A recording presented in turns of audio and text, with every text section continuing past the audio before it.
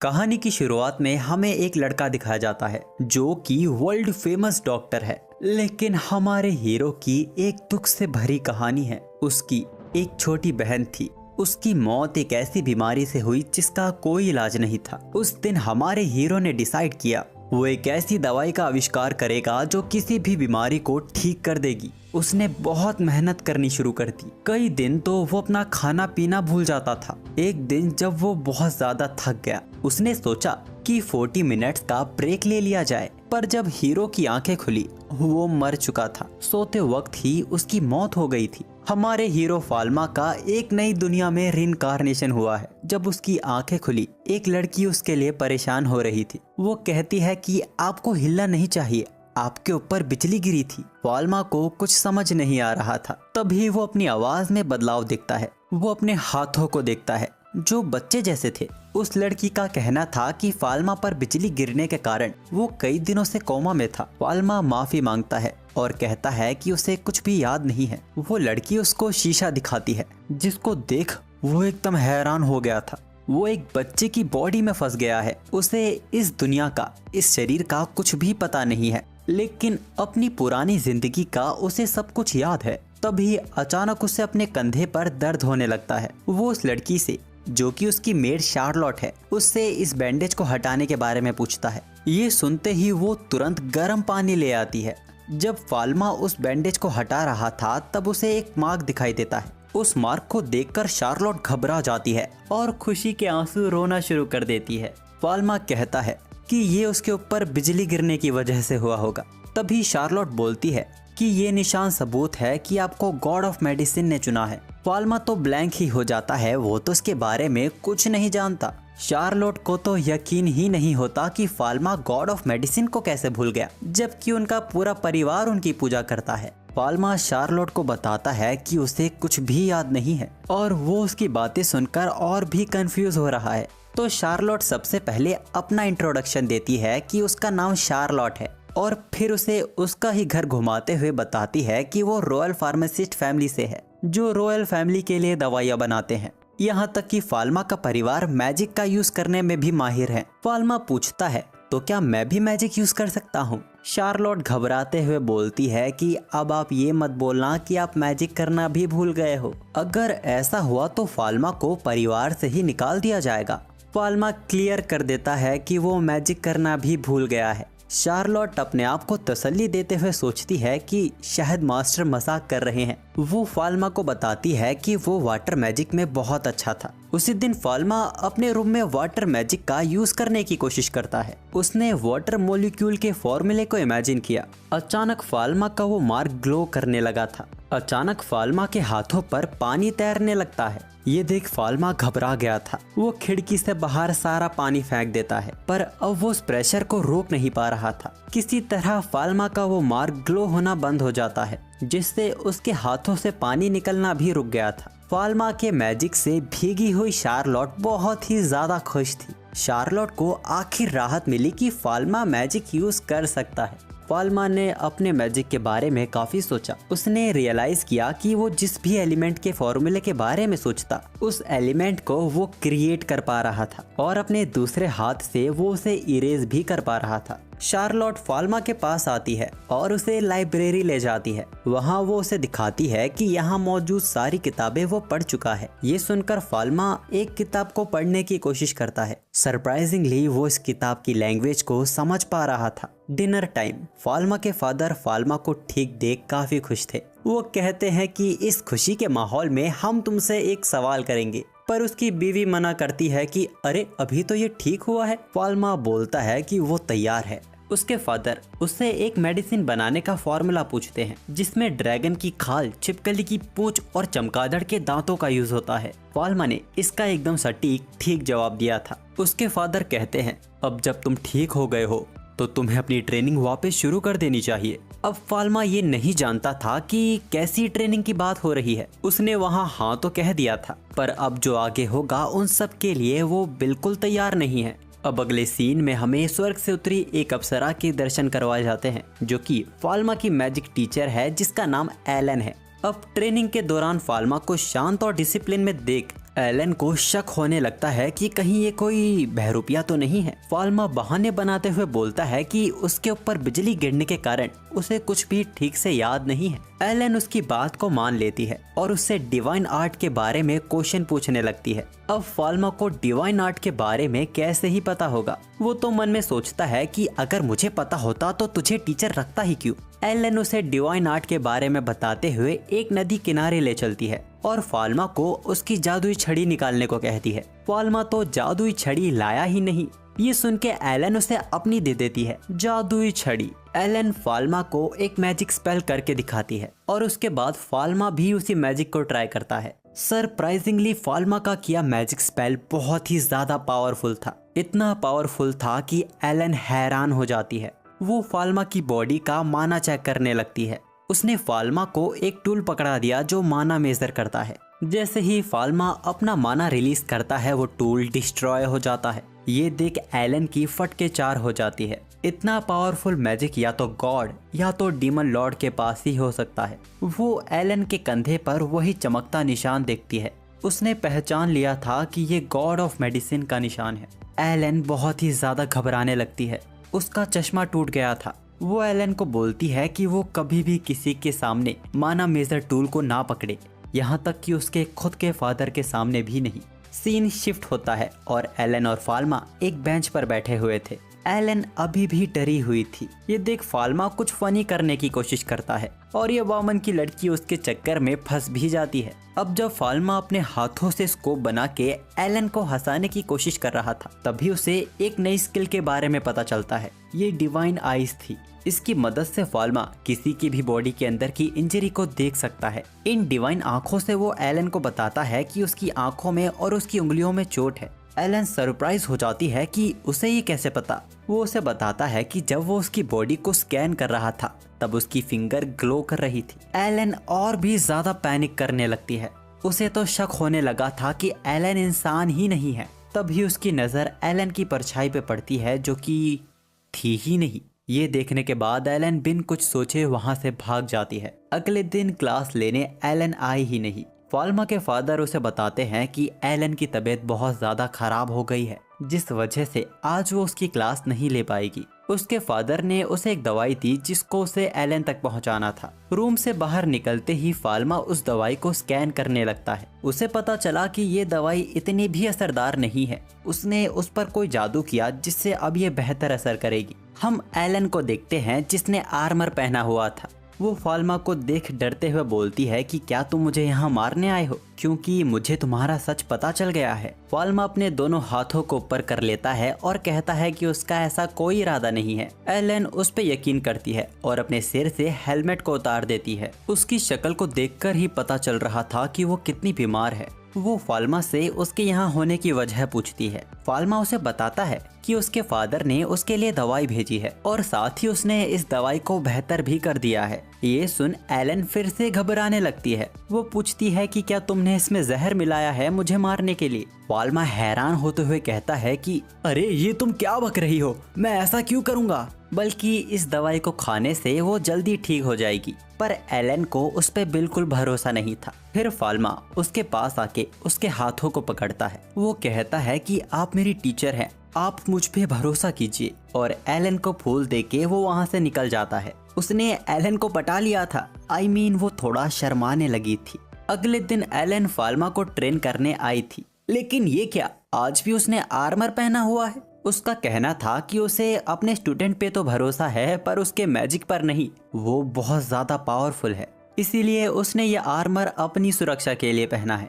वो फाल्मा को thank you भी कहती है। कल जो उसने मेडिसिन दी थी उससे वो जल्दी ठीक हो गई। अब ट्रेनिंग शुरू करने के बाद एलन एक बार फिर फाल्मा का मैजिक देख हैरान हो गई थी। सीन चेंज होता है और हम फाल्मा को सभी को ताड़ते हुए देखते हैं। उसने अपनी डिवाइन आई की मदद से सबकी अंदरूनी चोट को देखना शुरू किया। वो उन्हें नोट कर लेता है और तय करता है कि वो सभी के लिए दवाई बनाएगा। फाल्मा अपनी लैब में अपने मैजिक से दवाई बनाना शुरू भी कर देता है। दवाई के बनने के बाद वो सीधा शार्लोट के पास जाता है। उसने वो दवाई शार्लोट को दे दी। हम देखते हैं कि शार्लोट इतनी खुश हुई थी कि वो लगभग वहाँ रोने ही लगी थी। वो फाल्मा को ये सब करने के लिए थैंक्स कहती है।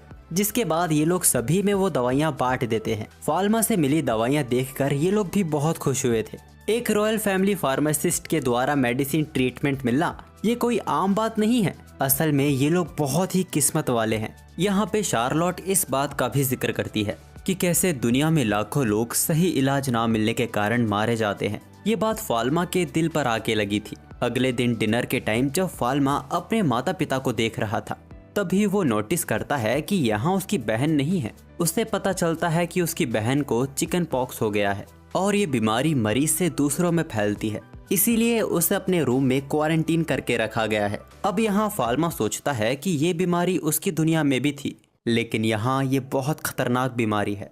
लेकिन फाल्मा को इसका इलाज पता था। इसके बाद ही उसने तुरंत दवाई बनाना शुरू कर दिया। वो उस दवाई को अपनी बहन के खाने में मिला देता है, जिसके बाद वो अपनी बहन से मिलने गया। अपने भाई को यहाँ देख वो घबरा जाती है। वो बोलती है कि फादर ने सबको मेरे पास आने से मना किया है। फाल्मा उसे चुप रहने को कहता है और बताता है कि वो उसके लिए दवाई लेकर आया है। उसकी बहन ब्लांच वो बहुत हैरान हुई, क्योंकि इस दुनिया में अब तक इस बीमारी की कोई दवा नहीं बन पाई है।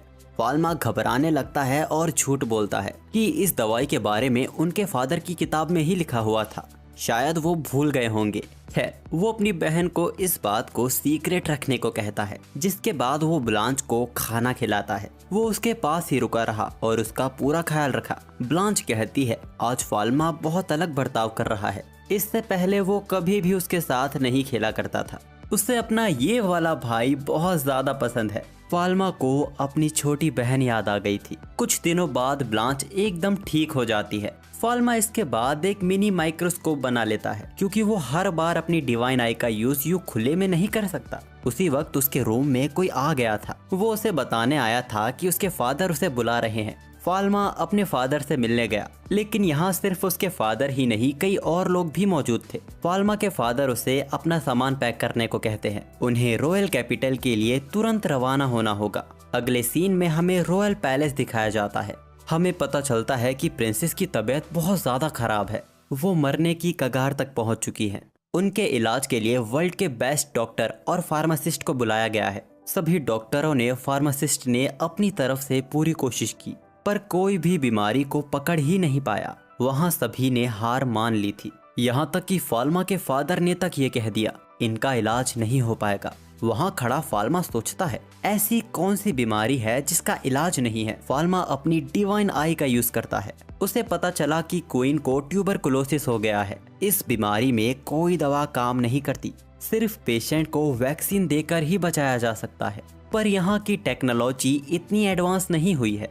यहाँ वाकई क्वीन को बचाना बहुत ही मुश्किल हो गया था। तभी क्वीन के छोटे बच्चे उसके पास आकर रोने लगते हैं। वो नहीं चाहते कि उनकी माँ उनसे दूर चली जाए।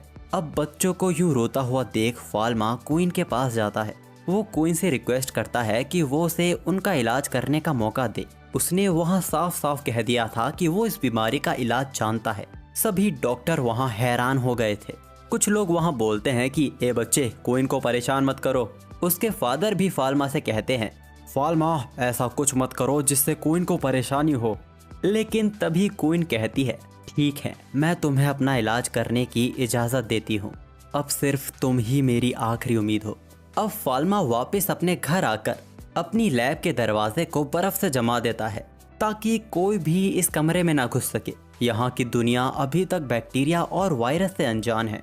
वो एक ऐसी दवाई बना रहा था जो वायरस को रोक सके। तभी उसके रूम के बाहर उसके फादर उसको आवाज देते हैं। वो कहते हैं फाल्मा, तुम्हें पता है ना तुम क्या कर रहे हो? अगर तुमने कुछ भी उल्टा सीधा किया तो तुम्हारे साथ क्या होगा? लेकिन फाल्मा का पूरा ध्यान अपनी दवाई बनाने में था।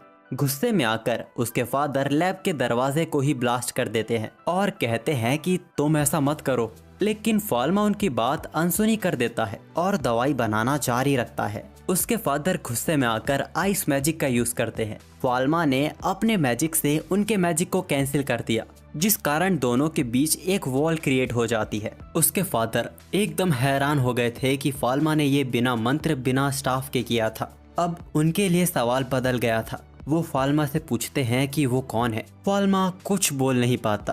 तभी उसके फादर की नज़र फाल्मा के नोट्स पर जाती है। उसमें फाल्मा ने कई सारी दवाइयों का फॉर्मूला लिखा हुआ था जो इस दुनिया में एग्जिस्ट भी नहीं करती। फाल्मा अपने फादर से बोलता है कि उसने ये सब अपने सपनों में देखा था जब उसके ऊपर बिजली गिरी थी। अब फाल्मा के फादर को सब समझ आ रहा था। उन्होंने फाल्मा का वो चमकता निशान भी देख लिया था। उन्हें यकीन नहीं होता कि गॉड ऑफ मेडिसिन ने उनके बेटे को चुना है। फाल्मा अपने फादर से दवाई बनाने की परमिशन मांगता है और वो ये भी कहता है कि अगर वो दवाई बनाने में कामयाब हो गया तो उसके फादर को रॉयल कैपिटल में और भी महत्व दिया जाएगा।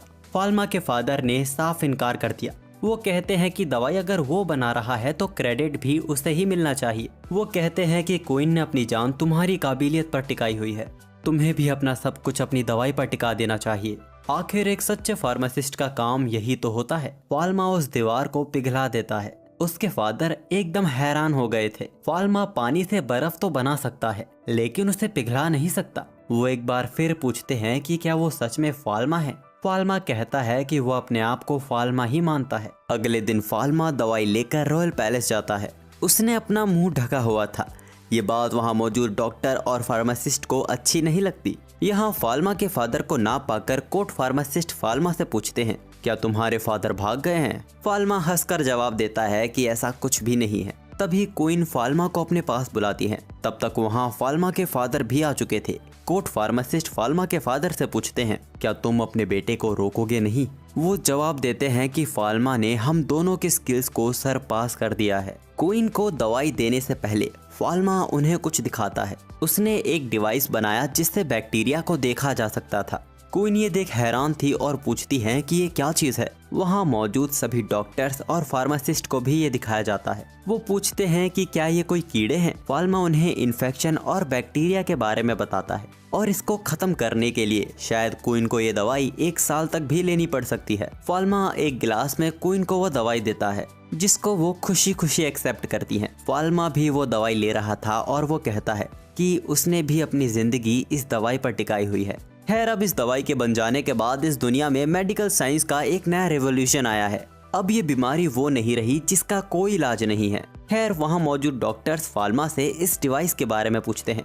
फाल्मा कहता है कि ये कोई मैजिक नहीं, एक डिवाइस है और इसका डिजाइन वो सबको दे देगा। खैर, क्वीन के दवाई लेने के बाद उनको बहुत बेहतर महसूस हो रहा था और ये देख सभी लोग फाल्मा की तारीफ करते हैं। अब इसके कुछ देर बाद फाल्मा वापस अपने फादर के साथ घर लौट रहा था। फाल्मा के फादर ब्रूनो वो याद करते हैं वो दिन जैसे फाल्मा आज घबराया हुआ बैठा हुआ है, वो पहले भी ऐसा था। असल फाल्मा एक नाजुक बच्चा था और ब्रूनो काफी सख्त फादर थे। असल फाल्मा जब भी कुछ करने की कोशिश करता था और वो नहीं हो पाता था तो वो रोने लग जाता था। ब्रूनो का मानना था कि एक सच्चे फार्मासिस्ट को स्किल की नहीं, एक अच्छे दिल की जरूरत होती है जो अपने मरीज को समझ सके। लेकिन वो कभी अपने बेटे को नहीं समझ सके।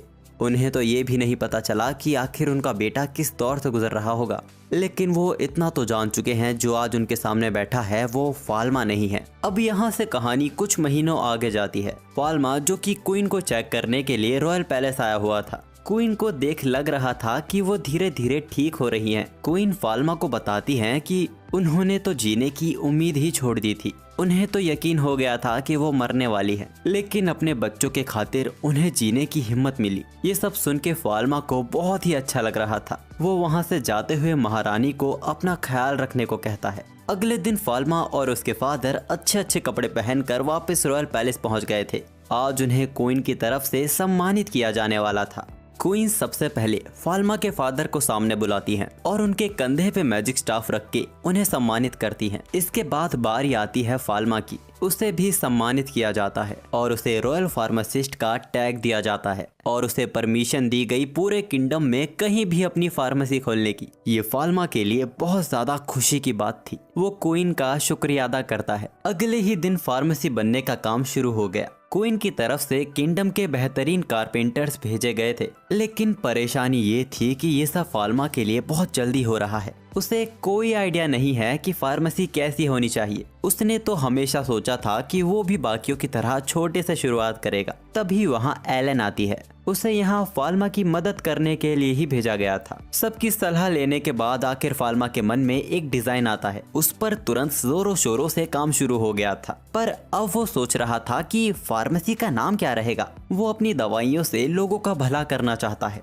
वो मन में सोचता है कि पीसफुल फार्मेसी नाम कैसा रहेगा। वैसे उसने कभी नहीं सोचा था कि वो कभी कोई पैरेलल वर्ल्ड में फार्मेसी खोलेगा। और वो ये बात एक कारपेंटर सुन लेता है। तुरंत पैरेलल वर्ल्ड फार्मेसी नाम का एक बोर्ड बन गया था। फाल्मा बेचारा वहाँ खड़ा सोच रहा था कि ये क्या हो गया। तभी वहाँ एलन भी आ जाती है। फार्मेसी का नाम देखकर वो भी बहुत ज्यादा खुश हुई। एलन उससे कहती है, नाम तो काफी ज्यादा अच्छा है। फाल्मा शर्माते हुए कहता है, अरे यार ओके। जब एलन फाल्मा से बात कर रही थी तभी वहाँ हम एक नए शख्स को देखते हैं।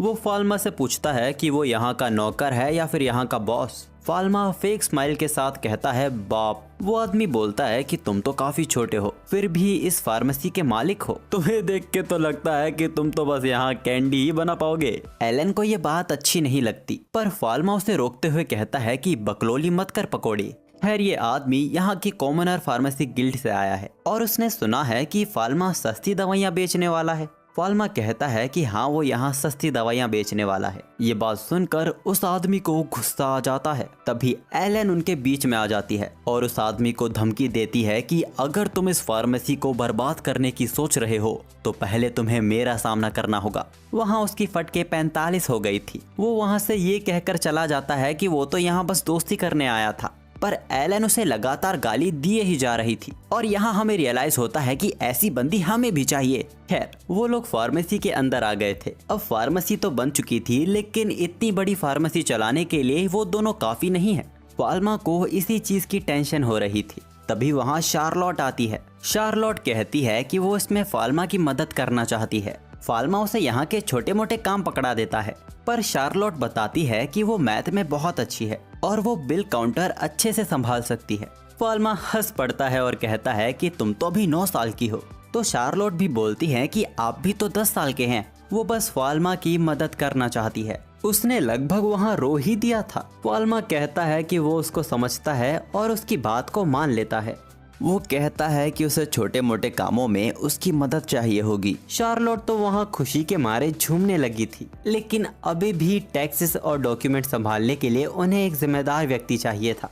इसके बाद हम देखते हैं कि फाल्मा वापस फूलों का गुलदस्ता लेके घर जा रहा है। आज यहाँ का माहौल काफी उदासी भरा है। फाल्मा को पता चलता है कि उनके परिवार का फाइनेंस संभालने वाला सेड्रिक, जिसने काफी साल उनके परिवार को दिए हैं, आज वो रिटायर हो रहा है। ये बात सभी को आज अचानक से पता चली। सेड्रिक कहता है कि फाल्मा के फादर ने उन्हें सभी कामों से आजाद कर दिया है। शायद वो चाहते हैं कि अब वो कंट्री के लिए भी कुछ करे। फाल्मा ये बात सुनकर कुछ सोचता है और कहता है, क्या आप मेरे लिए काम करोगे? सेड्रिक हाँ तो कह देता है, पर उसे कुछ समझा नहीं था।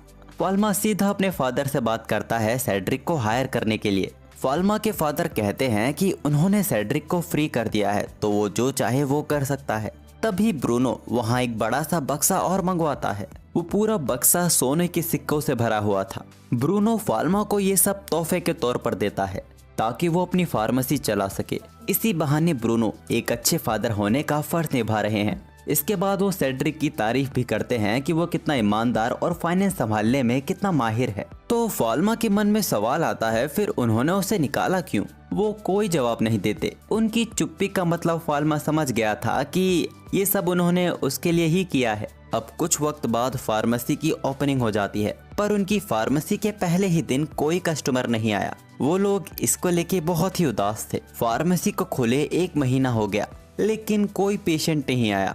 आखिर एक दिन उनकी फार्मेसी में एक कस्टमर आया। वो एक बूढ़े अंकल थे और वो यहाँ एक टॉफी खरीदने आए थे। वो सब इन सब चीजों से परेशान हो चुके थे।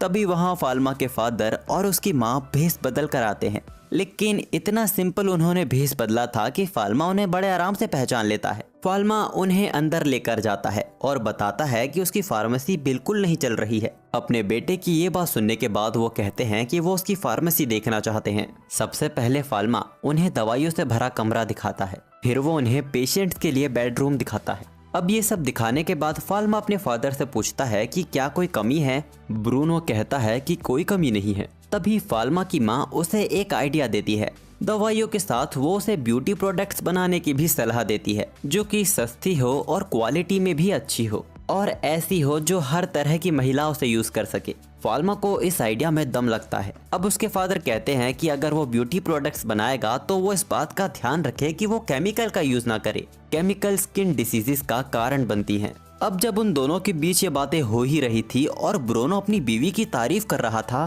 तभी अचानक एक आदमी उसकी फार्मेसी में भगा चला आता है। उसे जल्द से जल्द यहाँ के फार्मासिस्ट को अपने साथ ले जाना था। वो बताता है कि एक लड़की की हालत बहुत खराब हो गई है। फाल्मा तुरंत उसके साथ जाता है। वो वहाँ देखता है कि एक बग्घी के पास बहुत भीड़ इकट्ठा हो गई है। फाल्मा को देख ये लोग हैरान हो जाते हैं कि ये तो बच्चा उठा लाया है, लेकिन फाल्मा इन पे ध्यान न देकर बग्घी के अंदर घुस जाता है। उस बग्घी के अंदर जो लेडी थी उसकी हालत वाकई बहुत खराब थी। वो अपनी आंखें हल्की हल्की सी ही खोल पा रही थी।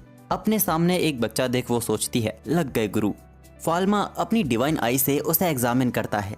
उसे बॉडी में कोई बीमारी नहीं दिख रही थी, लेकिन तभी वो कुछ नसों के पास अजीब से निशान देखता है। ये खुद को दिए चोट जैसे नहीं थे। जिस तरह ये कट लगाए गए हैं ये किसी प्रोफेशनल का काम है। ज्यादा ब्लड लॉस होने की वजह से ये लड़की अपने होश आवाज में भी नहीं है। फाल्मा उसे अपनी फार्मेसी ले आता है और उस लड़की का इलाज करने लगता है। जब उसकी हालत थोड़ी ठीक हो जाती है तो वो लोग उससे सवाल करते हैं कि उसने अपने हाथों पे कट क्यों लगाए थे। असल में ये कट इसी लड़की ने ही लगाए थे। नसों पर हल्के कट लगाकर ये जानबूझ के अपना ब्लड लॉस कर रही थी, क्योंकि ऐसा करने से स्किन सफेद हो जाती है। लेकिन यहाँ मैं आपको बता दूं कि गोरे लोगों की और सफेद हो जाती है।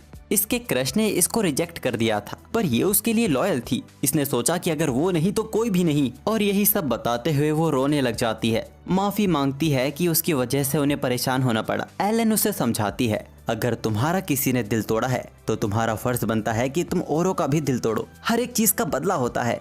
वो लड़की एलन से काफी इंस्पायर होती है और निकल पड़ती है मछलियों को अपने जाल में फंसाने के लिए। अब इसके बाद कहानी कुछ वक्त आगे जाती है। आज फाल्मा का परिवार एक नए शहर में छुट्टियां मनाने आया है और असल में ये जगह कोई ने फाल्मा के फादर को तोहफे में दी है। यहीं पर किंगडम के ज्यादातर व्यापार होते हैं और अधिकतर दवाइयाँ भी यहीं उगती हैं। वहाँ के इंचार्ज ब्रूनो को यहाँ काम करने वाले सभी से इंट्रोड्यूस करवाते हैं। साथ ही साथ ब्रूनो को यहाँ ये भी पता चलता है कि उन्हें ट्रेड करने में थोड़ी परेशानी हो रही है। एक कंपनी जिसको नेदरलैंड की रॉयल फैमिली चलाती है वो उनके ट्रेड में बाधा बन रही है। फाल्मा वहाँ एक बकवास सा ओपिनियन देता है कि हम थोड़ा बहुत तो लॉस सह सकते हैं, हमें भी लोगों के भले के बारे में सोचना चाहिए। उसका बाप उसे कमरे से बाहर जाने को कहता है। बाहर शार्लोट और ब्रांच मिट्टी में खेल रहे थे और फाल्मा के आ जाने के बाद वो पानी में खेलने की जिद करने लगते हैं। फाल्मा को पानी में खेलने का शौक नहीं है, लेकिन वो दोनों हद से ज्यादा जिद करने लगते हैं और उनकी मासूमियत के आगे फाल्मा को झुकना ही पड़ जाता है। वहाँ मौजूद एलन भी कहती है, चलो मैं भी नहा लेती हूँ। फाल्मा पूछता है कि आप स्विमिंग सूट लाई हैं? एलन कहती है, मुझे स्विमिंग सूट की क्या जरूरत। फाल्मा की सोच गंदी होने लगती है। खैर ब्लांच को पानी में खेलता देख फाल्मा को अपनी बहन याद आ जाती है। वो भी पिछली दुनिया में फाल्मा से पानी में खेलने की जिद किया करती थी। फाल्मा बात को टाल देता है कि वो अगली साल खेलेंगे। वो भी अपने भाई की बात मान के उससे प्रॉमिस ले लेती है। वो वाकई अपने भाई के साथ पानी में खेलना चाहती थी, पर अगले ही साल उसकी गुप्त बीमारी के बारे में पता चला। फिर जो हुआ हम सभी जानते हैं। अचानक फाल्मा को ब्लांच के चिल्लाने की आवाज आती है। वो किनारे से दूर जा चुकी थी, जिस कारण वो समुद्र के तल में डूबने लगी थी। एलन उसकी मदद करने जाती है, लेकिन उसे भी तैरना नहीं आता। उतने में फाल्मा काफी तेजी से ब्रांच की ओर तैरने लगता है। उसे डर लग रहा था कि क्या वो इस दुनिया में भी अपनी बहन को खो देगा। ब्लांच समुद्र के तल की ओर डूबने लगती है। फाल्मा इस चीज को एक्सेप्ट नहीं करना चाहता था। अचानक उसका मार्क तेजी से ग्लो करने लगता है। अचानक उस एरिया का सारा पानी गायब हो जाता है। समुद्र के उस हिस्से में वो जगह खोखली हो चुकी थी। पानी वहीं के वहीं थम गया था। वहाँ मौजूद एलन को अपनी आंखों देखे इस चमत्कार पर यकीन नहीं होता। जिस जगह अभी ये लोग खड़े हैं वहाँ पानी सूख चुका है, यानी कि फाल्मा ने सिर्फ पानी हटाया ही नहीं, यहाँ से गायब ही कर दिया है। फाल्मा ये खुद नहीं जानता कि उसने ये कैसे क्या किया है। फाल्मा ब्लांच को वहाँ से बाहर लेकर आता है। उसने फाल्मा को गले लगाकर रोना शुरू कर दिया था। फाल्मा अपनी डिवाइन आई से ब्लांच को एग्जामिन करता है और तसल्ली करता है कि अब सब कुछ ठीक है। एलन फाल्मा से पूछती है कि वो सब क्या था, लेकिन फाल्मा भी नहीं जानता। वो कहता है कि शायद उसने नेगेटिव एट्रीब्यूट मैजिक का इस्तेमाल किया था, लेकिन एलन कहती है कि ऐसा नहीं हो सकता। ये मैजिक चीजों को हटा सकता है, लेकिन तुम्हारे किए मैजिक ने वहाँ मौजूद पूरे पानी को गायब ही कर दिया। एलन कहती है कि लेकिन तुमने जो भी किया वो ठीक किया, मैं भी डिवाइन मैजिक की मदद से ब्रांच को बचा नहीं पाती। फाल्मा अपनी बहन को याद कर ब्रांच को कस के पकड़ लेता है। उसने अपनी बहन को बचा लिया था। अब जब फाल्मा रात में अपने कमरे में बैठा हुआ था, आज जो भी हुआ वो उसके बारे में ही सोच रहा था। वो सोचता है कि वो मैजिक करते दौरान उसने वाटर मॉलिक्यूल्स के बारे में सोचा। अगर उसने उस वक्त पानी के होने का वजूद ही मिटा दिया था तो इंसान भी तो पानी से बने हैं, यानी कि फाल्मा का मैजिक इंसानों को भी नुकसान पहुंचा सकता है। अब फाल्मा अपने आप से ही डरने लगता है कि उसने अगर गलती से ब्रांच को ही नुकसान पहुंचा दिया होता तो। तभी शार्लोट वहां आती है और फाल्मा से पूछती है कि क्या उसे कुछ चाहिए। फाल्मा ना में जवाब देता है और कहता है कि आज जो भी हुआ उन सब के बाद तो शार्लोट भी थक गई होगी। शार्लोट वहां से जाने ही वाली थी कि तभी वो फाल्मा के चेहरे को देखती है। उसके चेहरे पे चिंता साफ दिखाई दे रही थी। वो कहती है कि तुम्हें परेशान होने की कोई जरूरत नहीं है, आज तुमने जो भी किया वो अपनी बहन को बचाने के लिए किया। फाल्मा कहता है कि उसने सबको डरा दिया था। शार्लोट कहती है कि सारी गलती मेरी है, ब्रांच को बचाने की जिम्मेदारी उसकी थी और आपने तो एकदम कमाल ही कर दिया। आपने हीरो की तरह पानी में छलांग लगा दी और एक हीरो की तरह ब्रांच को भी बचा लिया। फाल्मा कहता है कि नहीं, तुमने अच्छा किया, तुम्हें स्विमिंग करना नहीं आता है, तुम्हारा ध्यान रखना भी मेरी जिम्मेदारी है, तुम भी मेरे परिवार का हिस्सा हो। ये बातें सुन के शार्लोट बहुत ही इमोशनल हो जाती है। वो वहाँ पे रोने लग जाती है। वो कहती है कि वो फाल्मा के इन शब्दों को कभी नहीं भूलेगी। अचानक सीन चर्च पर शिफ्ट होता है। वहाँ मौजूद प्रीस्ट और फ्रेंच के उस बच्चे की बात कर रहे थे जिसने समुद्र के पास उस बच्चे को देखा जिसने समुद्र का पानी गायब कर दिया। उसने बताया कि वो बच्चा बहुत डरावना है और उसकी एक पूंछ भी है। जहाँ ये सब हुआ, एक प्रीस्ट उस जगह को एग्जामिन करने गया और उसे पता चला कि यहाँ डिवाइन पावर का यूज किया गया है। उन्हें ये भी पता चला है कि उस बच्चे की कोई परछाई नहीं है। इन प्रीस्ट ने उस बच्चे को खत्म करने का निश्चय कर लिया था। यहाँ दूसरी तरफ हम देखते हैं कि आज फाल्मा की फार्मेसी में बहुत ज्यादा भीड़ है क्योंकि ये लोग बीच में एक ट्रिप पर जो चले गए थे। हमें ये भी पता चलता है कि अब तो फाल्मा की दवाइयाँ भी अच्छे से बिकने लगी हैं। तभी हम देखते हैं कि उसी चर्च के दो प्रीस्ट फाल्मा की फार्मेसी में काफी देर से खड़े हैं। वो लगातार फाल्मा को ही घूरे जा रहे थे। फाल्मा ने भी ये नोटिस कर लिया था। वो एलन से इन लोगों के बारे में पूछता है। एलन कहती है कि वो फार्मासिस्ट तो नहीं लगते। शार्लोट ने भी उनसे बात करने की कोशिश की थी पर वो बहुत अजीब व्यवहार कर रहे थे। शार्लोट कहती है कि हमें गार्ड्स को इन्फॉर्म कर देना चाहिए, पर फाल्मा मना कर देता है क्योंकि वो उनके मेहमान हैं। अगले दिन की सुबह सुबह जब गार्ड्स अपनी मॉर्निंग ड्यूटी पर आए ही थे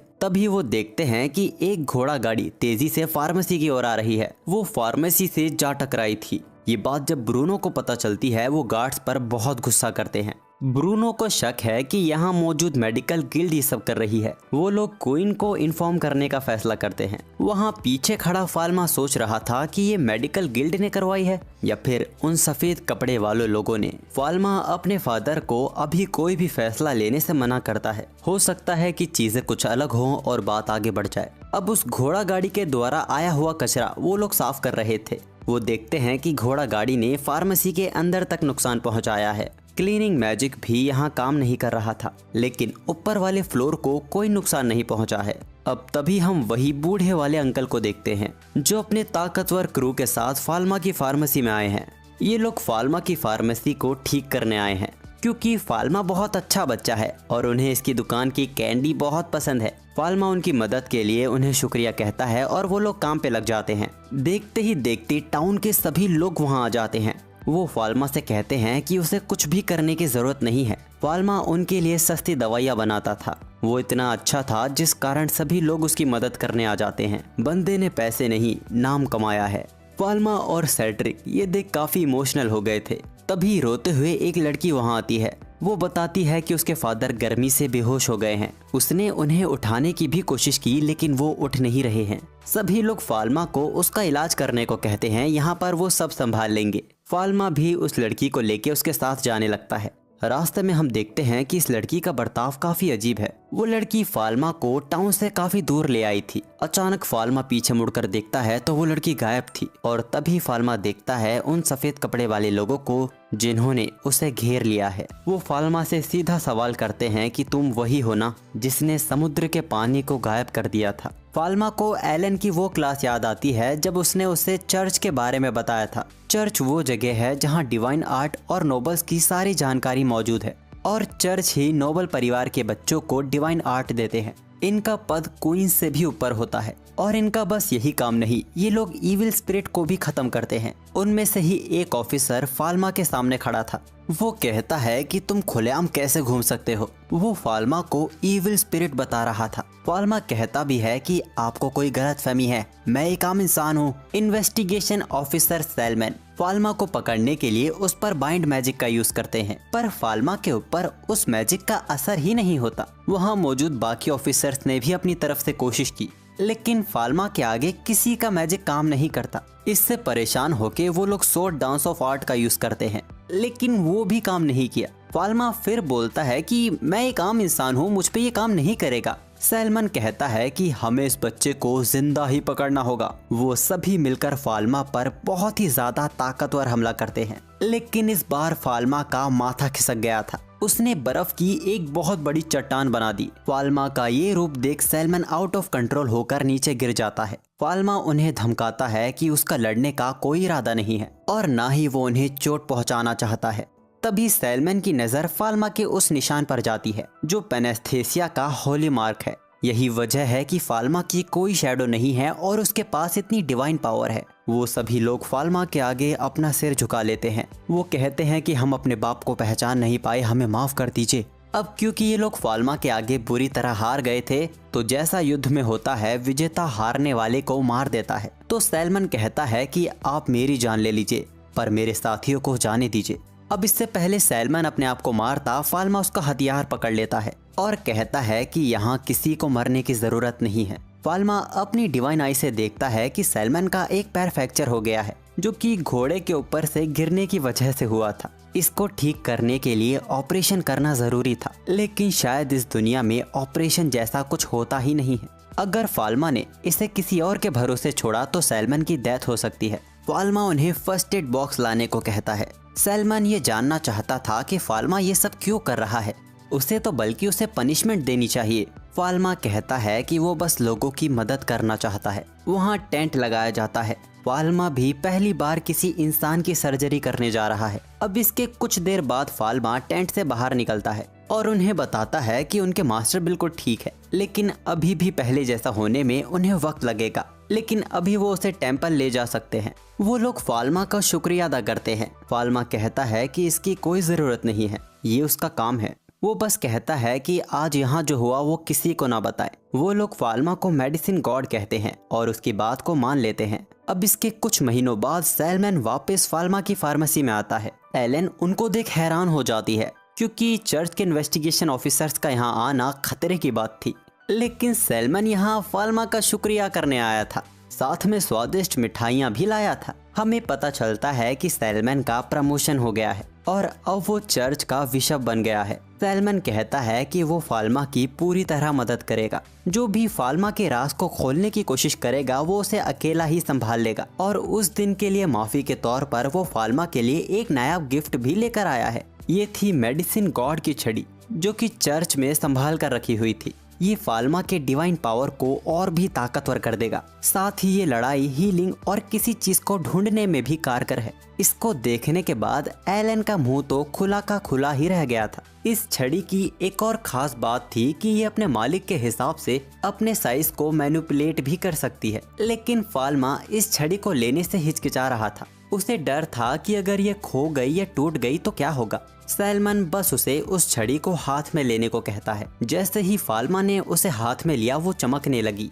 सैलमन हंसते हुए कहता है कि छड़ी ने आपको मालिक के तौर पे चुन लिया है। एलन इस छड़ी के नशे में पूरी तरह डूब गई थी। वो फाल्मा से उसे छूने के लिए मांगती है, लेकिन जैसे ही छड़ी उसने एलन को दी वो छड़ी उसके हाथों से आर पार हो जाती है। सैलमन बताता है कि बस एक गॉड ही इस छड़ी को यूज कर सकता है। ये सुन एलन फाल्मा को चिढ़ाने लगती है। फाल्मा कहता है कि वो कोई गॉड वॉड नहीं है। सैलमन बताता है कि अगर फाल्मा एक ह्यूमन से भी ज्यादा डिवाइन पावर इसमें यूज करे तो वो इस छड़ी की मदद से उड़ भी सकता है। एलन अपनी आंखों देखी पर यकीन नहीं कर पा रही थी। अब यहाँ से जाते दौरान सैलमन फाल्मा को निश्चिंत रहने को कहता है। जब तक वो चर्च का हेड है वो फाल्मा पर कोई मुसीबत आने नहीं देगा और वो इसका भी पता लगा के रहेगा कि कौन फार्मेसी के अंदर घोड़ा गाड़ी लेकर आया था। और हाँ, वो फाल्मा को एक लॉकेट भी देता है। ये लॉकेट फाल्मा की डिवाइन पावर को कंट्रोल में रखेगी। इसकी मदद से फाल्मा अपनी डिवाइन पावर को पूरी तरह छिपा भी सकता है, यहाँ तक कि इसको पहनने के बाद फाल्मा की शैडो भी दिखाई देने लगेगी। छड़ी से ज्यादा फाल्मा इसको लेकर ज्यादा खुश दिखाई दे रहा था। ऐसा सैलमन के पूछने पर फाल्मा कहता है कि वो बस एक आम जिंदगी जीना चाहता है। इसके बाद फाल्मा शार्लोट के साथ शॉपिंग करने जाता है। रास्ते में एक मेडिकल के पास उसने एक औरत को परेशान होता देखा। वो औरत परेशान थी क्योंकि इस फार्मासिस्ट के पास पैरेलल वर्ल्ड फार्मेसी जैसी दवाई नहीं है। वो कहता है कि वो लोग उनके जैसी दवाई नहीं बना सकते और साथ ही फाल्मा अमीर घर से है, अगर वो सस्ते में दवाई दे भी दे तो भी उसे कोई फर्क नहीं पड़ेगा। ये सुन के वो लड़की कहती है तो आप उनके साथ काम क्यों नहीं करते, लेकिन ये लोग ऐसा नहीं कर सकते क्योंकि ये इनकी गिल्ड के खिलाफ है। फाल्मा ने ये सारी बातें सुन ली थी। फाल्मा वापस फार्मेसी जाके अपनी एक गिल्ड बनाने का डिस्कशन करता है।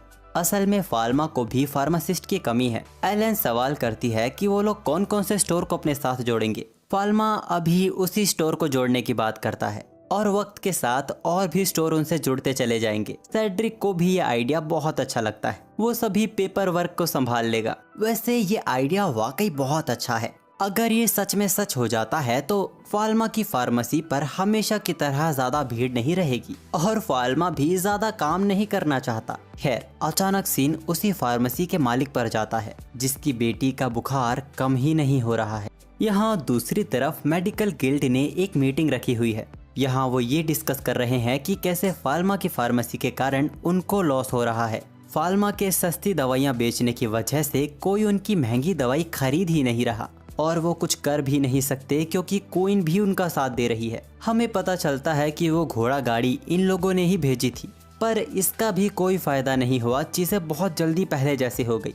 वो चश्मे सबको धमकाता है कि अगर कोई भी फाल्मा की फार्मेसी के पास जाएगा या उससे मदद लेगा उसे गिल्ड से बाहर निकाल दिया जाएगा। दूसरी तरफ हम उसी आदमी को देखते हैं जो अपनी बेटी का इलाज करवाने एक डॉक्टर के पास आया था, लेकिन डॉक्टर वहाँ मौजूद ही नहीं था। वहाँ से गुजर रहा फाल्मा उसे बताता है कि यहाँ का मालिक एक हफ्ते की छुट्टी पर गया है। फाल्मा देखकर ही समझ जाता है कि इस आदमी की बेटी की तबीयत खराब है, पर यह आदमी फाल्मा की मदद लेने से हिचकिचा रहा था। लेकिन अपनी बेटी को मजबूर देख वो फाल्मा के साथ चलने के लिए तैयार हो जाता है। लेकिन फाल्मा उसे सामने वाले गेट से नहीं बल्कि पीछे वाले दरवाजे से फार्मेसी के अंदर लेके जाता है। उस आदमी को लगा कि ये उसकी हैसियत की वजह से है। अंदर जाके फाल्मा उसे मास्क पहनने को कहता है। अब जाके उस आदमी को समझ आया कि फाल्मा उसे पीछे वाले दरवाजे से क्यों लेकर आया, ताकि बीमारी दूसरों में ना फैले। इसके बाद फाल्मा उसकी बेटी का एकदम अच्छे से इलाज करता है और उसको अच्छे से ट्रीट करते हुए उसको एग्जामिन भी करता है।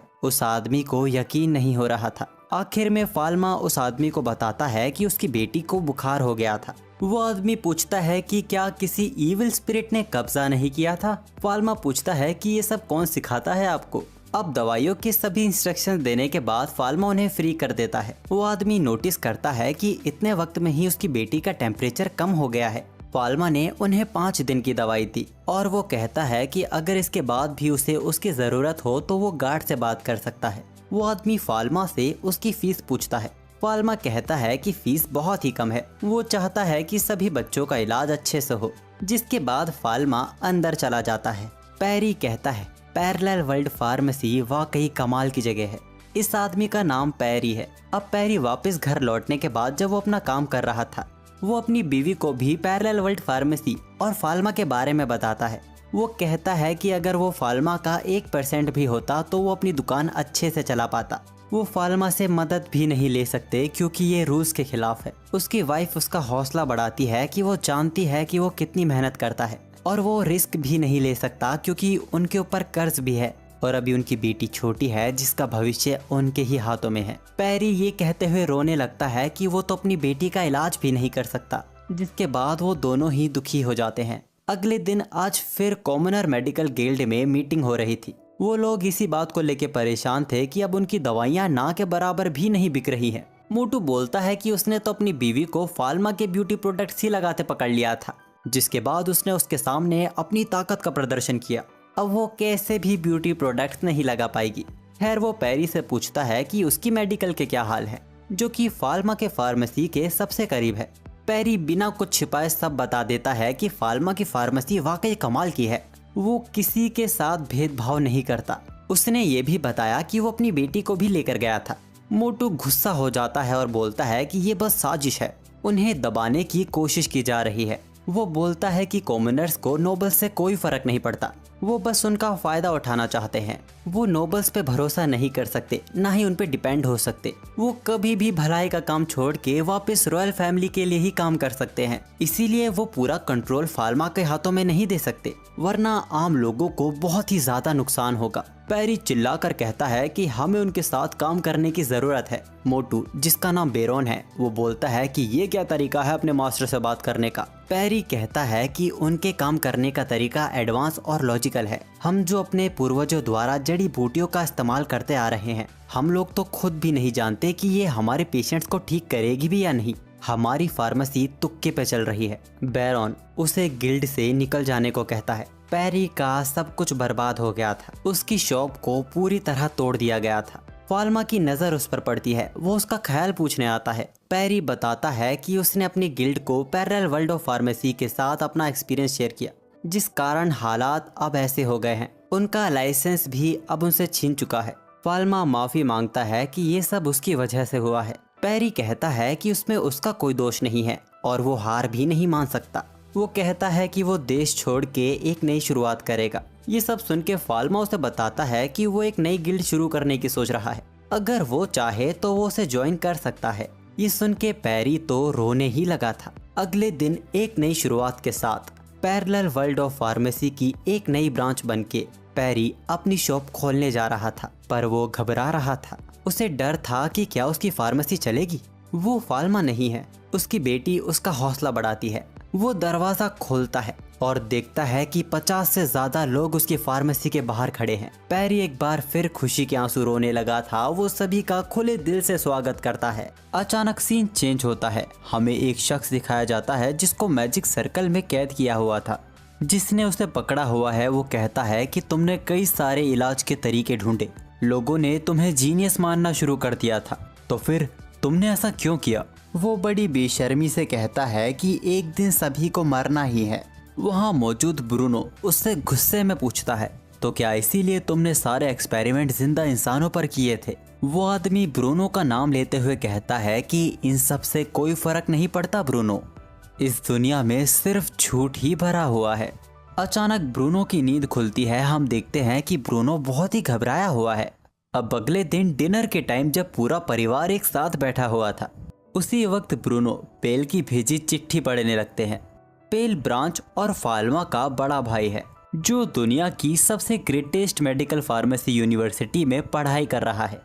अब इस लेटर को पढ़ने के बाद ब्रूनो फाल्मा को उसके ऑफिस में मिलने को कहते हैं। ब्रूनो बताता है कि कैपिटल के अंदर बहुत जल्द बहुत बड़ा फेस्टिवल होने वाला है, जिसमें दूर दूर से बड़ी बड़ी हस्तियां भी आने वाली हैं।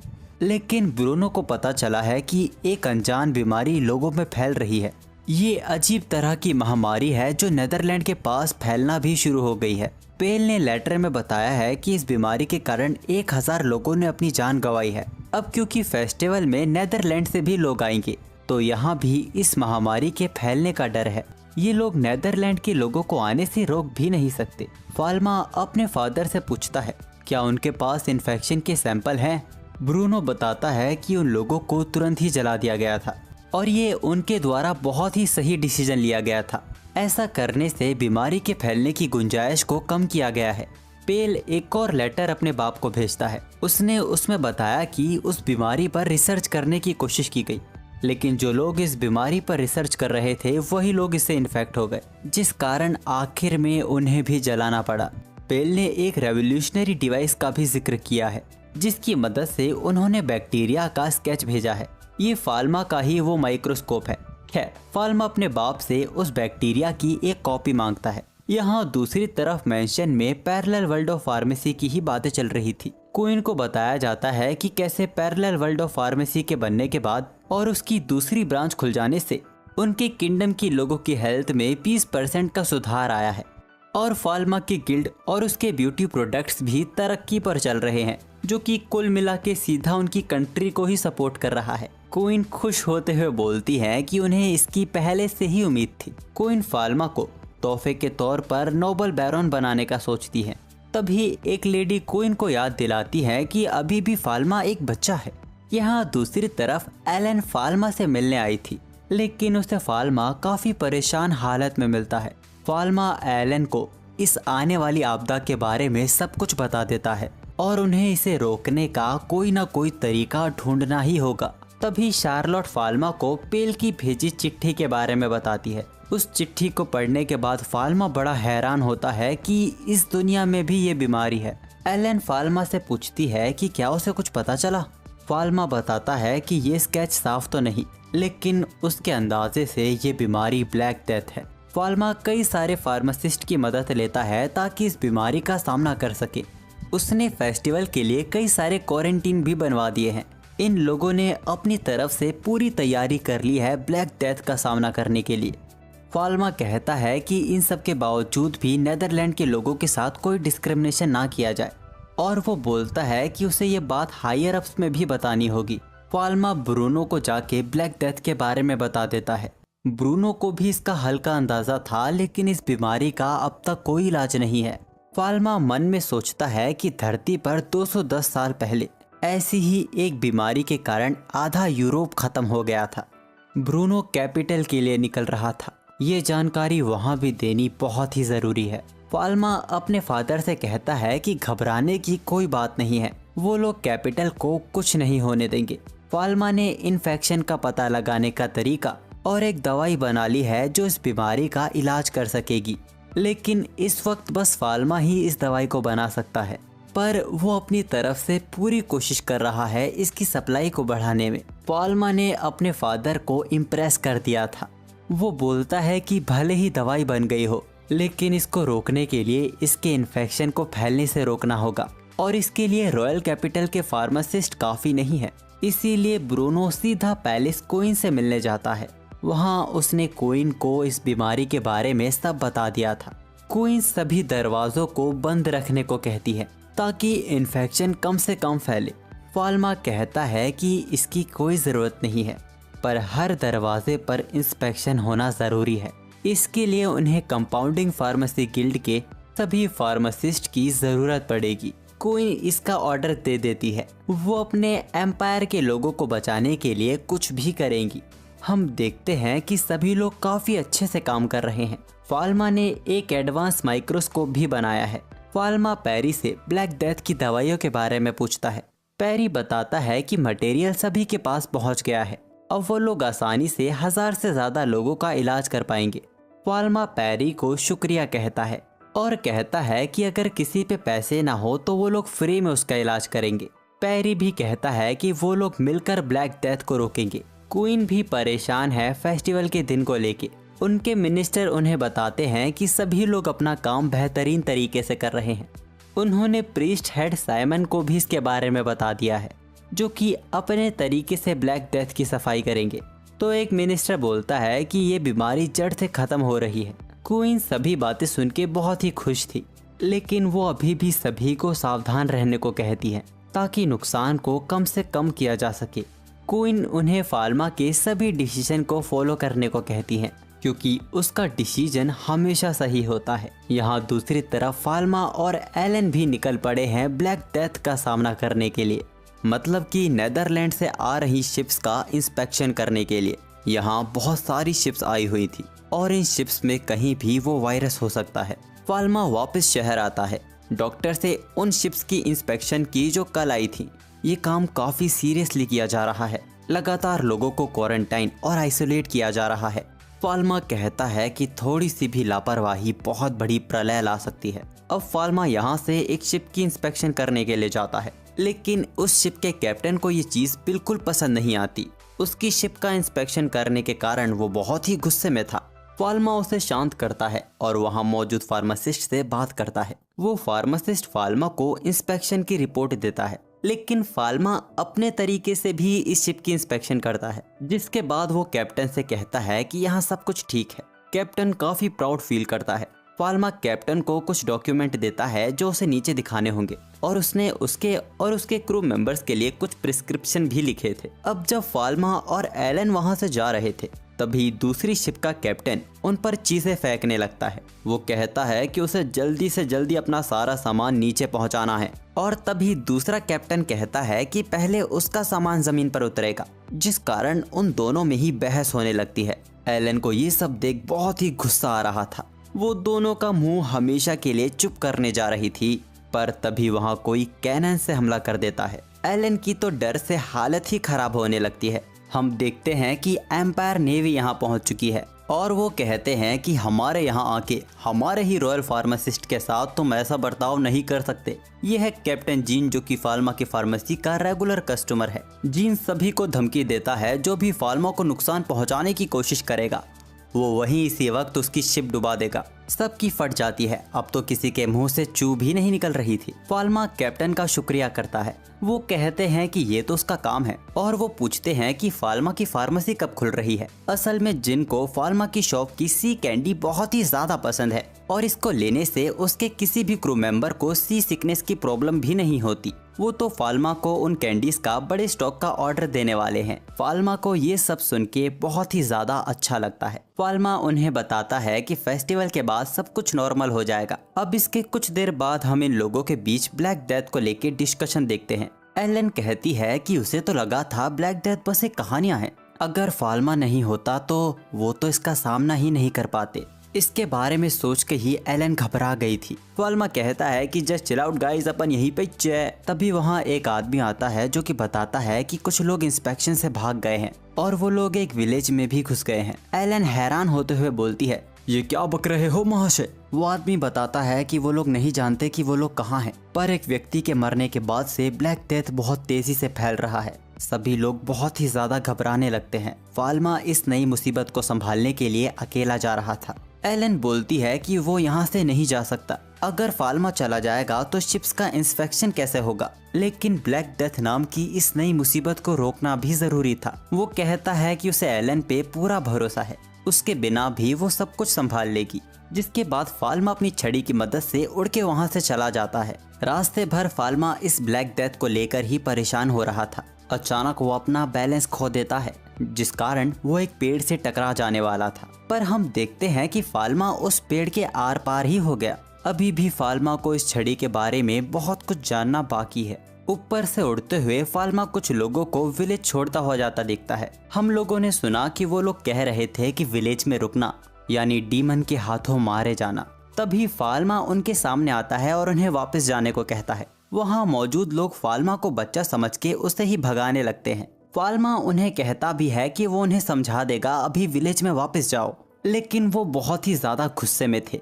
वो कहते हैं कि वो अपनी जान खतरे में नहीं डालेंगे। तभी एक आदमी कहता है कि ये बच्चा अचानक से सामने आ गया है, कहीं ये वही डीमन तो नहीं जिसने हमारे विलेज को श्रापित किया है। ये बात सुन के वो सभी लोग अपने हाथों में हथियार पकड़ लेते हैं। फाल्मा एक बार फिर उन्हें समझाने की कोशिश करता है कि वो लोग अगर यहाँ से भाग भी जाएं तो भी वो इस बीमारी से बच नहीं पाएंगे, लेकिन वो लोग फाल्मा की बात पर यकीन करने को राजी ही नहीं थे, जिस कारण फाल्मा को मजबूरन पूरा विलेज बर्फ से ढकना पड़ता है ताकि बीमारी फैल ना सके। वो उन्हें समझाता है कि वो कैपिटल का रॉयल फार्मासिस्ट है और यहाँ वो उन सभी को ब्लैक डेथ से बचाने आया है। फाल्मा का रॉयल बैच देखकर वो हैरान हो जाते हैं। फाल्मा उन्हें फैल रही ब्लैक डेथ बीमारी के बारे में बताता है। लोगों की मौत हो रही है। फाल्मा कहता है कि अगर वो इस बीमारी को खत्म कर दे तो सब बच जाएंगे, लेकिन वो वादा नहीं कर सकता कि वो सभी को बचा लेगा, पर वो अपनी तरफ से पूरी जान लगा देगा।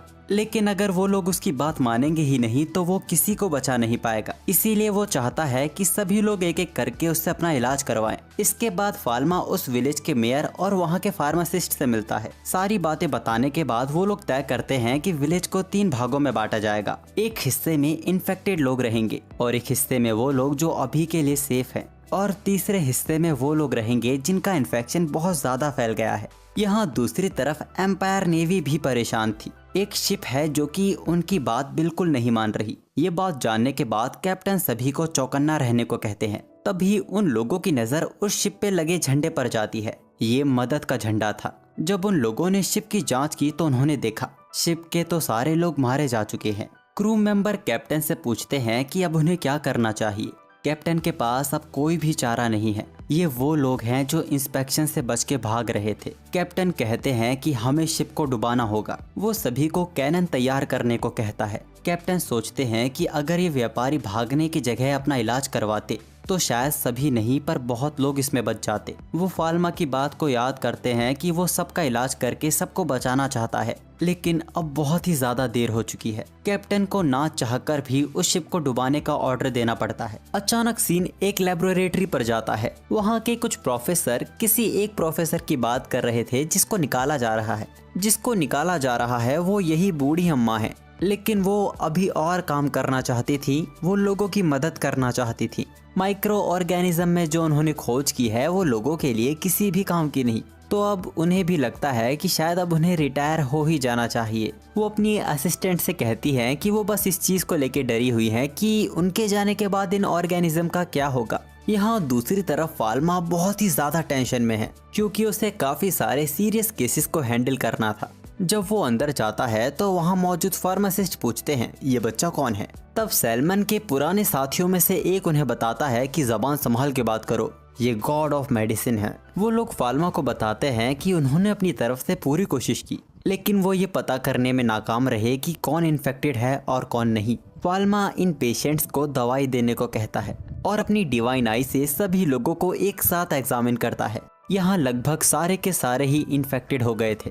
सिर्फ 2 लोग ही थे जो इन्फेक्टेड नहीं थे, उन्हें बस बुखार था। और चिंता की भी कोई बात नहीं है क्योंकि सबके लिए काफ़ी दवा है। अब फाल्मा अपनी डिवाइन पावर से सबका एक एक करके ट्रीटमेंट करने लगता है। इसमें काफ़ी समय लगता है। फाल्मा को रियलाइज़ होता है कि उनके पास दवाई तो है, लेकिन इलाज करने के लिए उनके पास प्रॉपर फार्मासिस्ट नहीं है। ये काम कोई नॉर्मल फार्मासिस्ट नहीं कर सकता, इसीलिए सारा काम फाल्मा को ही करना पड़ रहा है।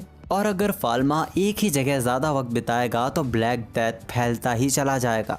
तभी दूसरे फार्मासिस्ट वहाँ आते हैं जो कि बताते हैं कि उन्होंने दवाई दे दी है। इसके अलावा फाल्मा के पास इनके लिए यहाँ कोई काम नहीं है। वो उन्हें उन लोगों को ढूंढने को कहता है जो कि इन्फेक्टेड हैं और कैपिटल की ओर बढ़ रहे हैं। फाल्मा उन्हें ऐसे लोगों का सामान तुरंत जला देने को कहता है। ऐसा करने से इन्फेक्शन फैलने की रफ्तार धीमी हो जाएगी, जिसके बाद वो उन्हें दवाई दे सकते हैं। यहाँ दूसरी तरफ एलन बहुत ही ज़्यादा परेशान है। वो कहती है कि वो लोग कितनी भी कोशिश कर लें वो फाल्मा जितने बेहतर नहीं हो सकते। उनसे यहाँ बहुत ज़्यादा गलतियाँ हो रही हैं। एलन मारिया के आगे कह देती है कि फाल्मा के पास खास एबिलिटीज़ है, जो सुन वो कंफ्यूज हो जाती है और पूछती है कि कैसी एबिलिटीज़। एलन बात को संभालते हुए कहती है वो इतनी ज़्यादा एक्सपीरियंस नहीं है और ना ही उसके अंदर फाल्मा जैसा टैलेंट है। और ऐसे ही वो लगातार फाल्मा की तारीफें करी जा रही थी। मारिया उसका हौसला बढ़ाते हुए कहती है कि एलन बाकी सभी कामों में बहुत ही ज़्यादा अच्छी है और वो चीज़ों को काफ़ी अच्छे से समझ लेती है और तेज़ी से काम करती है, जो कि फाल्मा नहीं कर पाता। एलन सवाल करती है मतलब मैं भी कुछ कामों में अच्छी हूँ। मारिया कहती है हाँ बिल्कुल, और मुझे खुशी है कि मुझे तुम्हारे साथ काम करने का मौका मिला है। यहाँ दूसरी तरफ हम उसी प्रोफेसर को देखते हैं जिसको हमने लेबोरेटरी में देखा था। ब्रूनो ने उसे ज़रूरी काम से अपने ऑफिस में बुलाया है। उन प्रोफेसर को लग रहा था कि उन्हें काम से निकाला जा रहा है, इसीलिए वो ब्रूनो को थैंक्स कह रही थी उसे मौका देने के लिए। ब्रूनो कहता है कि अभी तुम्हें निकाला नहीं जा रहा, उन्हें अपने एम्पायर के लिए एक बहुत ही बड़ा काम करना है जिससे पूरी दुनिया को बचाया जा सकता है। वो प्रोफेसर एकदम हैरान हो जाती हैं और कहती हैं कि वो ये सब कैसे करेगी। ब्रूनो उन्हें बताता है कि उन्हें एक माइक्रो ऑर्गेनिज्म से एक मेडिकल सब्सटेंस निकालना है। जब उन्हें उसके नोट्स दिखाए जाते हैं तो वो काफ़ी इम्प्रेस होती हैं। ये फाल्मा के बनाए नोट्स थे जिसको काफ़ी अच्छे से और डिटेल में लिखा गया था, और वो बताती हैं कि जिन मेडिकल सब्सटेंस का इसमें जिक्र किया गया है वो तो उनकी लेबोरेटरी में काफ़ी वक्त से पड़ी है। ब्रूनो एकदम हैरान हो जाता है। ब्रूनो देखता है और उसे यकीन नहीं होता कि ये सब तो पहले से ही उनके पास थी, लेकिन अभी भी इनसे दवाइयाँ बनाना बाकी था। ब्रूनो उस प्रोफेसर का बजट बढ़ा देता है और कहता है कि अभी वो रिटायर नहीं हो सकती। वो प्रोफेसर खुश हो जाती हैं और कहती हैं कि मुझे होना भी नहीं था। तभी उनकी असिस्टेंट वहाँ आती है जिसने वहाँ सभी को एक ऐसी खबर दी जिसने सबको वहाँ हैरान कर दिया। वहाँ दूसरी तरफ विलेज में सभी लोगों का इलाज हो गया था। इसमें वाकई बहुत ही ज़्यादा वक्त लग गया। फाल्मा ने यहाँ कई लोगों की जान बचाई, लेकिन कुछ लोग ऐसे भी थे जिनको फाल्मा बचा नहीं पाया। फाल्मा विलेज के लोगों को सतर्क करता है कि अभी भी सब कुछ खत्म नहीं हुआ है। इस बीमारी को रोकने के लिए उन्हें फाल्मा की मदद करनी होगी। फाल्मा ने बर्फ से इस विलेज को ढक दिया है और डिवाइन पावर की वजह से ये बर्फ पिघलेगी भी नहीं, इसीलिए यहाँ से इन्फेक्शन फैलना बहुत ही मुश्किल है। फिर भी वो कहता है कि वो किसी भी जानवर को ना छुए और जो भी जानवर विलेज में घुसने की कोशिश करे उसे तुरंत मार दें और कम से कम उन्हें अभी भी 2 हफ्तों तक विलेज में रहना होगा। वो लोग फाल्मा का शुक्रिया करते हैं और फाल्मा वहाँ से उड़ के चला जाता है। रास्ते में वो ये सोच रहा था कि उसे यहाँ वाकई बहुत ज़्यादा वक्त लग गया। तभी फाल्मा की नज़र उड़ते हुए काले धुएं पे जाती है। जब उसने वहाँ जाकर देखा तो वहाँ चर्च के लोग मौजूद थे। ये लोग कैपिटल में कुछ सामान ले जाने की कोशिश कर रहे थे। वो लोग कहते हैं कि उन्होंने कुछ भी नहीं किया, वो लोग तो वही कर रहे थे जिसके लिए उन्हें कहा गया था। हालांकि इनके सामान को तुरंत जला दिया गया था। फाल्मा उन लोगों को एग्जामिन करता है। ये सारे के सारे ही ब्लैक डेथ से इन्फेक्टेड थे। फाल्मा उनसे सीधा सीधा सामान के बारे में पूछता है। वो बताते हैं कि बग्गी में लकड़ियों के बने सामान थे और मसाले और सफ़ेद गिलहरियाँ। फाल्मा ये सुन एकदम हैरान हो जाता है। ये व्हाइट स्क्विरल को पैंटी आइलैंड से ही लाया गया है। पैंटी आइलैंड वही जगह है जहाँ से ये ब्लैक डेथ शुरू हुआ है और आज के वक्त में ब्लैक डेथ से वहाँ कोई भी नहीं बच पाया है। फाल्मा उनसे पूछता है कि वो ये सब क्यों कर रहे हैं। वो बोलते हैं कि उन्हें पैसे दिए गए थे, वो तो बस अपना बोला हुआ काम कर रहे थे। वो बताते हैं कि उनके साथ 5 होली नाइट भी मौजूद थे। होली नाइट्स के बारे में फाल्मा कुछ नहीं जानता था। चर्च के प्रीस्ट फाल्मा को बताते हैं कि होली नाइट्स को बहुत ही अच्छे तरीके से डिवाइन आर्ट में ट्रेन किया जाता है और वो बहुत ही ज़्यादा ताकतवर होते हैं, लेकिन वो रॉयल फैमिली या गॉड के रूप को ही प्रोटेक्ट करते हैं, तो इस काम में उनका होना बहुत ही अजीब बात है। अब फाल्मा सभी कड़ियों को जोड़ने लगता है। होली नाइट्स ही इस बीमारी को देश भर में फैलाने की कोशिश कर रहे हैं। शायद क्वीन को जो बीमारी थी वो भी ब्लैक डेथ ही थी। शायद वो क्वीन को मार के देश में सत्ता पलट करने की कोशिश कर रहे थे, पर फाल्मा की वजह से वो नाकामयाब रहे, इसीलिए शायद अब वो पूरे देश को निशाना बना रहे हैं। वो लोग चिल्लाने लगते हैं कि हमने तुम्हें सब कुछ बता दिया है, अब हमें दवाई दे दो, हम मरना नहीं चाहते। चर्च के प्रीस्ट फाल्मा को दवाई देने से मना करते हैं, लेकिन फाल्मा एक फार्मासिस्ट है और उसका काम सबको दवाई देना है। अब गॉड ऑफ मेडिसिन ने यह कहा था तो वो भी कुछ नहीं कर सकते थे। यहाँ दूसरी तरफ क्वीन तक ये खबर पहुँच चुकी थी कि इस बीमारी को एम्पायर में जानबूझ के फैलाया जा रहा है और ब्रूनो का मानना है कि वो कैपिटल में घुसने की कोशिश करेंगे। क्वीन सभी गेट्स को बंद करने का ऑर्डर दे देती है। यहाँ दूसरी तरफ शार्लॉट सभी में मास्क बांट रही थी।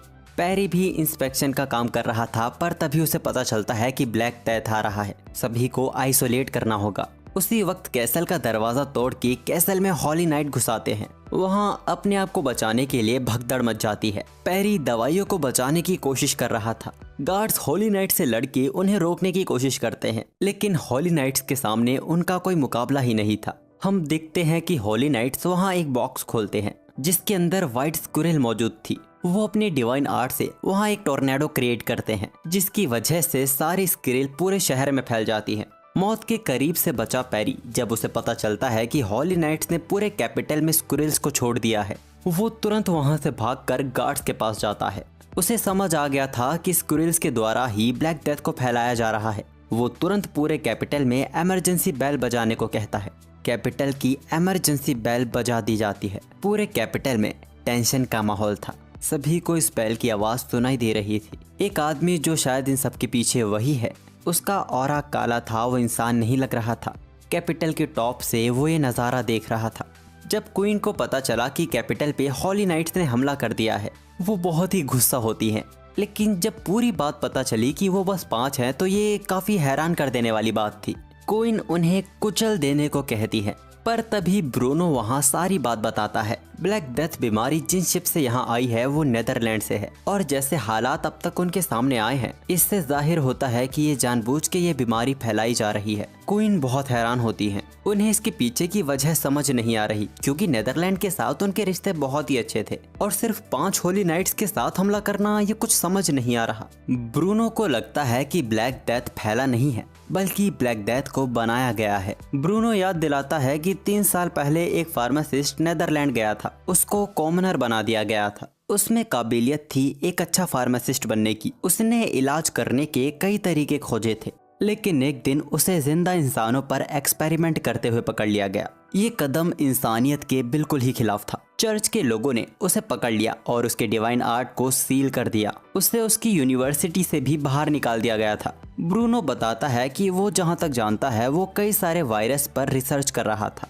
सभी लोग वहाँ सोचने लगते हैं कि आखिर वो शख्स था कौन। वो शख्स था ब्रूनो के स्कूल का कॉलेज का दोस्त कैमस। ब्रूनो वहाँ कहता है कि वो कैमस को रोकेगा और उसे खत्म कर देगा। यहाँ दूसरी तरफ गार्ड सफेद गिलहरियों को कैपिटल में फैलने से रोकने की कोशिश कर रहे थे और कई गार्ड्स होली नाइट्स को भी रोकने की कोशिश कर रहे थे, लेकिन वो हर एक चीज में नाकाम थे। होली नाइट्स बहुत ही ताकतवर हैं, उनके पास डिवाइन आर्ट है। लेकिन तभी वहाँ सैलमन आता है जो अपने होली मैजिक से सभी होली नाइट्स को पकड़ लेता है। यहाँ टेंपल गार्ड्स और हेड प्रीस्ट को देख होली नाइट हैरान होते हैं। सैलमन कहता है, गॉड की दी हुई शक्तियों से गॉड के खिलाफ जाना ये बिल्कुल भी माफ नहीं किया जाएगा। सैलमन डिवाइन पावर का यूज करता है और सभी होली नाइट्स को कैप्चर कर लेता है। यहाँ दूसरी तरफ शार्लोट और सेड्रिक बड़े ही परेशान थे।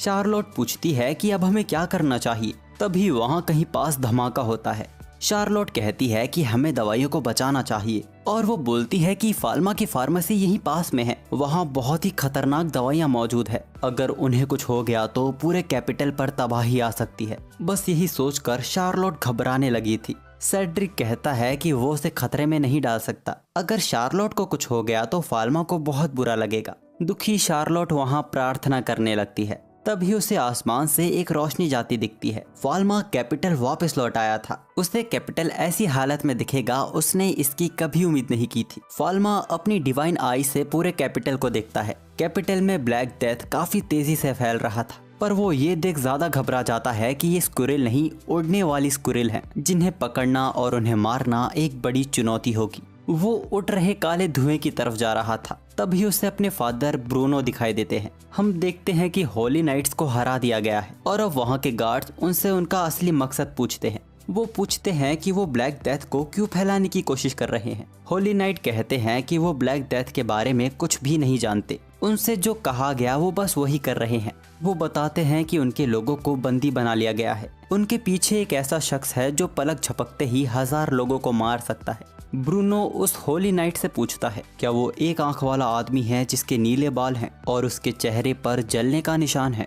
होली नाइट एकदम हैरान हो जाता है क्योंकि ब्रूनो एकदम सही कह रहा था। होली नाइट वहाँ अपना दम तोड़ देते हैं। उन्होंने अपना काम कर दिया है। उन्हें उम्मीद है कि अब उनके लोगों को छोड़ दिया जाएगा। ब्रूनो इनका अंतिम संस्कार करने को कहते हैं। फाल्मा ब्रूनो से पूछता है कि क्या वो जानते हैं कि इसके पीछे कौन मास्टरमाइंड है। ब्रूनो बताते हैं कि एक ऐसा फार्मासिस्ट जिसके पास दिल नहीं है, कैमस, जो अब एक शैतान बन चुका है। इमरजेंसी बेल को रोक दिया जाता है, जो देख शार्लोट बहुत ही ज्यादा खुश होती है। जिसके बाद वो फाल्मा की फार्मेसी की ओर दवाइयों को बचाने जा रही थी। यहाँ दूसरी तरफ होली नाइट्स का इज्जत से अंतिम संस्कार किया जाता है। सबको लग रहा था कि अब सब कुछ कंट्रोल में है, लेकिन तभी फाल्मा को एक अजीब एहसास होता है। वो अपनी डिवाइन आई का यूज करता है। उसे एक काली परछाई दिख रही थी। फाल्मा बिना कुछ बताए वहां से भागने लगता है। ब्रूनो भी समझ जाते हैं और गार्ड्स को कहते हैं कि घंटी बजाते रहो, कैमस यही मौजूद है। वो अपने एक्सपेरिमेंट का नतीजा अपनी आंखों से देखने आया है। यहाँ दूसरी तरफ शार्लोट देखती है कि फार्मेसी की खिड़कियां खुली हुई है। उसे लगता है कि फाल्मा वापस आ गया है। सेड्रिक फार्मेसी का लॉक खोलता है और शार्लोट अंदर चली जाती है। तभी सेड्रिक सोचता है कि दरवाजा बंद है तो खिड़कियां कैसे खुली हुई है। उसे समझने में देरी हो गई थी। दवाइयों के रूम में शार्लोट फाल्मा को ढूंढती है, लेकिन वो देखती है कि यहाँ कोई भी नहीं है। अब उसे वहाँ डर लग रहा था। वो खिड़कियां बंद करने जा रही थी, तभी सेड्रिक वहाँ आता है। उसने शार्लोट को डरा दिया था, लेकिन तभी सेड्रिक जमीन पर गिर जाता है और अब वो शख्स शार्लोट की तरफ बढ़ रहा था।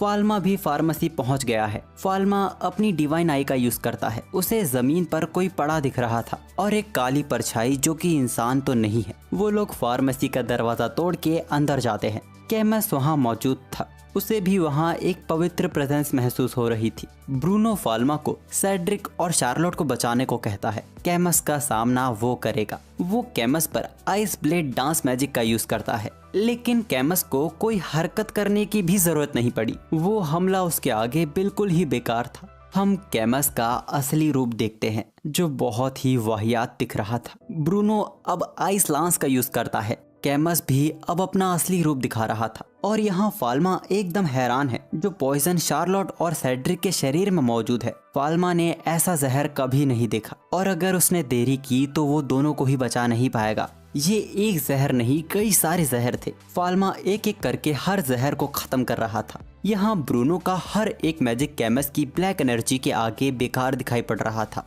बल्कि अब वो ब्रूनो को एक तरफा कर रहा है। यहाँ फाल्मा को भी बहुत ज्यादा वक्त लग रहा है, लेकिन आखिरकार वो दोनों के शरीर से जहर को खत्म करने में कामयाब रहा। यहाँ ब्रूनो कैमस के आगे एकदम बेबस हो गया था। कैमस कहता है इंसान बहुत ही खूबसूरत होते हैं जब वो बीमारी से मरते हैं, जिसके बाद वो ब्रूनो को लात मार के दूर फेंक देता है और फाल्मा की लेबोरेटरी से एक बोतल निकालता है।